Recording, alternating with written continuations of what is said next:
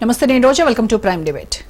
రేవంత్ రెడ్డి తన కేబినెట్ ను విస్తరించాలని కోరుకుంటున్నారా, లేక హైకమాండ్ ఎంత ఆలస్యం చేస్తే అంత మంచిదన్నట్టు వాయిదాల వైపే మొగ్గు చూపుతున్నారా? ఈ ప్రశ్న మిస్టరీగా మిగిలిపోయింది. మొదట్లో ఆలస్యం అమృతం విషయం అన్నట్టు హైరానా పడి వెంటనే మంత్రివర్గాన్ని విస్తరించాలని కోరుకున్న రేవంత్ మారుతున్న రాజకీయ పరిణామాల నేపథ్యంలో నిదానమే ప్రధానం అన్నట్టు ఎంత ఆలస్యమైతే అంత మంచిదన్న ఆలోచనకు వచ్చినట్టుగా తెలుస్తోంది. ఏడాదిన్నర పాలనలో అన్ని వ్యూహాలు రివర్స్ అవడంతో డిఫెన్స్ గేమ్ ఆడుతున్న సీఎం రేవంత్ మంత్రివర్గాన్ని విస్తరిస్తే మళ్లీ కొత్త పంచాయతీలు వస్తాయేమోనని ఆందోళన చెందుతున్నారని హస్తం పార్టీ నేతలు అంటున్నారు. పీసీసీ మహిళా విభాగం అధ్యక్షురాలు సునీతారావు తనకు నామినేటెడ్ పదవి దక్కలేదన్న అక్కసుతో ఏకంగా రాష్ట్ర అధ్యక్షుడి ఛాంబర్ ఎదుట బైఠాయించి తిరుగుబాటు చేయడం తెలంగాణ కాంగ్రెస్ లో దుమారం రేపింది. ఆ సీన్ చూశాక కేబినెట్ విస్తరణలో చోటు దక్కకపోతే తన ఛాంబర్ ఎదుట కూడా ఇలాంటి సన్నివేశాలను చూడాల్సి వస్తుందేమోనన్న ఆలోచన రేవంత్ మదిని తొలిచేస్తోంది.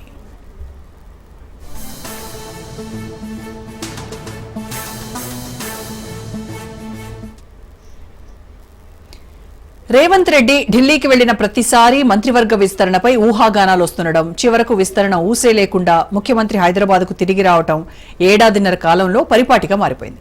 కీలక శాఖలకు మంత్రులు లేకుండానే ఏడాదిన్నర పాటు రేవంత్ పాలన కొనసాగుతోందని తెలిసినా మంత్రివర్గ విస్తరణకు కాంగ్రెస్ హైకమాండ్ ఎందుకు గ్రీన్ సిగ్నల్ ఇవ్వటం లేదు, ఎవరికీ అంతుపట్టడం లేదు. కుల సమీకరణాలను బేరీజ్ వేసుకుని కేబినెట్ విస్తరణపై నిర్ణయం తీసుకోవాల్సిన కారణంగా వాయిదా పడుతోందని కాంగ్రెస్ నేతలు కొంతకాలం వాదనలు వినిపించారు. ఇలా నెలలు గడిచే కొద్దీ ఏదో ఒక సాకు చూపుతూ ఈ వ్యవహారం వాయిదా పడుతూనే ఉంది.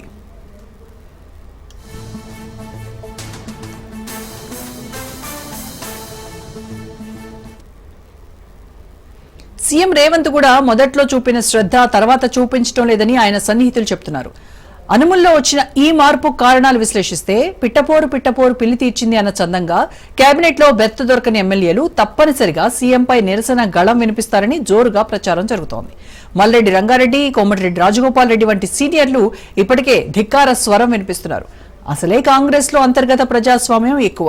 కేబినెట్ విస్తరణ తర్వాత నిరసన గళాలు పెరుగుతాయన్న విషయం రేవంత్ రెడ్డికి బాగా తెలుసు. అందుకే మంత్రివర్గ విస్తరణ కంటే తదనంతర పరిణామాలపై ఆయన ఆలోచిస్తున్నారు.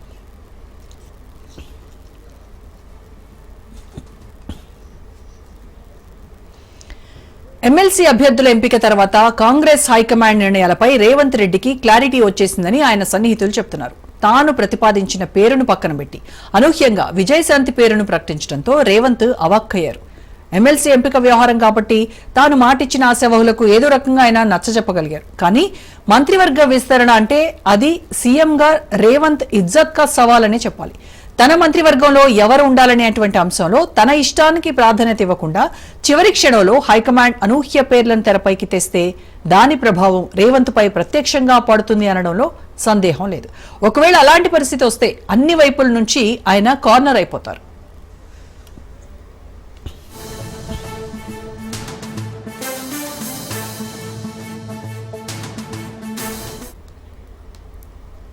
అసలే ప్రతిపక్షాలు ప్రతి విషయాన్ని రాద్ధాంతం చేసి తనను అసమర్థ ముఖ్యమంత్రిగా ముద్ర వేసే ప్రయత్నం చేస్తున్నాయని రేవంత్ లోలోపల రగిలిపోతున్నారు. దీనితోడు ఖజానా ఖాళీ అవడంతో పాలనాపరంగా ఎదురవుతున్న సవాళ్లు ఒకవైపు, తెలంగాణకు అప్పులు పుట్టడం లేదన్న ఫ్రస్ట్రేషన్ మరోవైపు. ఇలా చుట్టూ సమస్యలతో సతమతమవుతున్న సీఎంకు కేబినెట్ విస్తరణ తర్వాత తిరుగుబాటు ఎదురైతే పుండు మీద కారం చల్లినట్టు అవుతుంది. ఎందుకంటే హస్తంలో అసమ్మతి మొదలైతే దాన్ని కంట్రోల్ చేయడం కేసీఆర్ పై నోరు పెట్టుకుని విరుచుకుపడినంత ఈజీ కాదని తలపండిన నేతలు అంటున్నారు.